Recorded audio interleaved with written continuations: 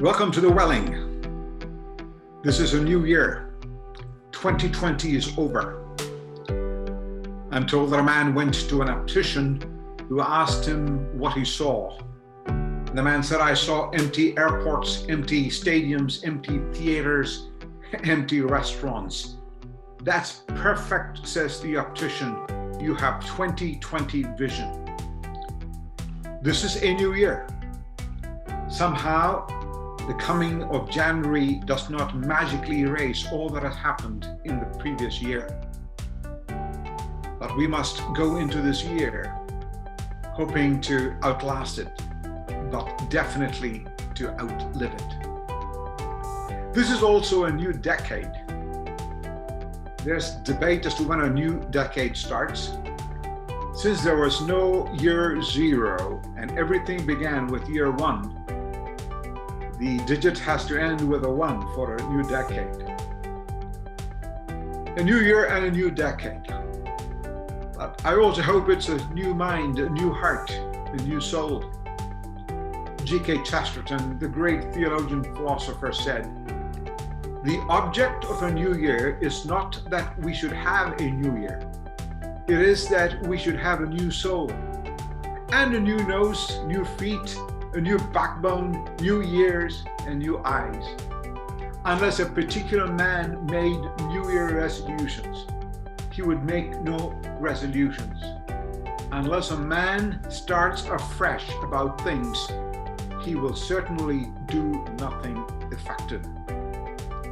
Over the course of these first few editions of The Welling, the weekly, for your spiritual health, for your well-being and overflowing, I want to focus on one of the great time psalms, Psalm 90, so that you can outlive your life, even though you cannot outlast your life.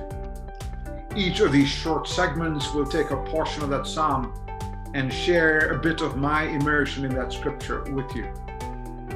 Psalm 90 is a sober psalm, but is also a strategic psalm.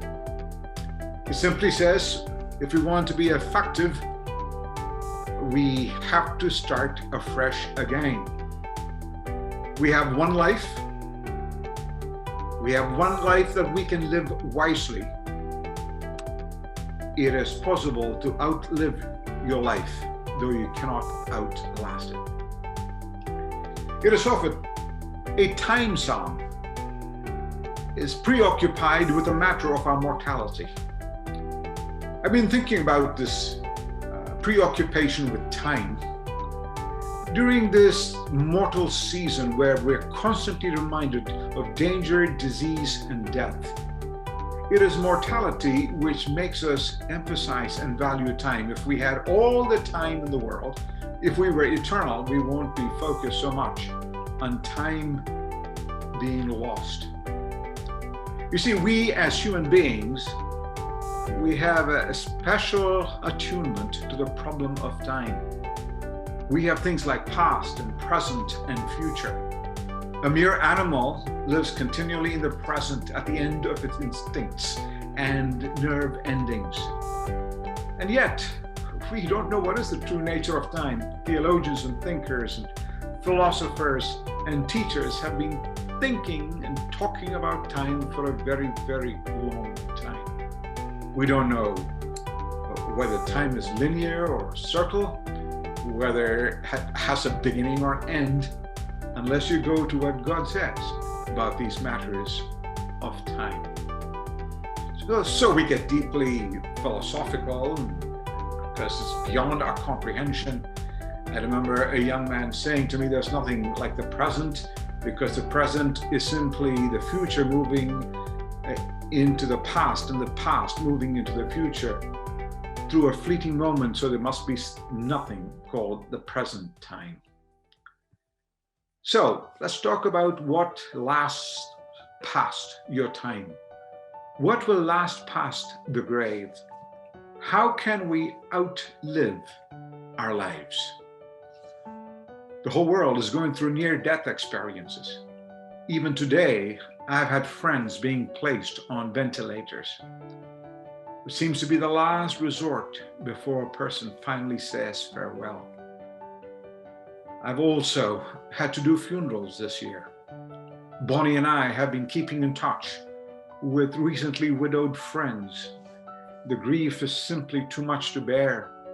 Maybe we can shoulder a little bit of the burden. It seems like time is an enemy, so we have a race against it. Or time is like a criminal which needs to be captured. We even use the phrase fugitive time, says one author. Or we don't want to waste time as though it's a commodity. What is this thing called time? How can we live this life so we can outlive, though we cannot outlast this life?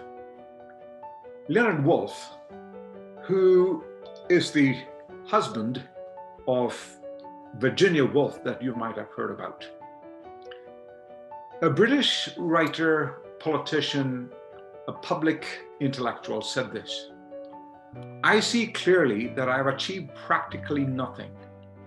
The whole world today and the history of the human anthill during the past 5 to 7 years would be exactly the same if I had played ping pong instead of sitting on committees and writing books and memoranda.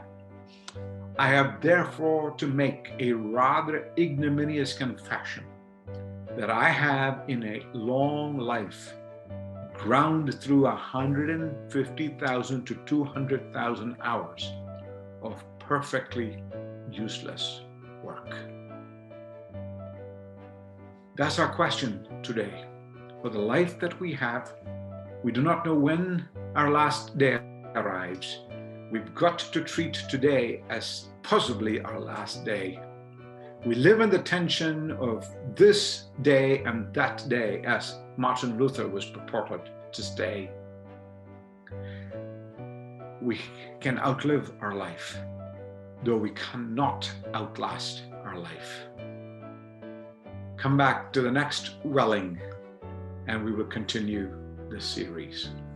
This is for your spiritual well-being and your overflowing.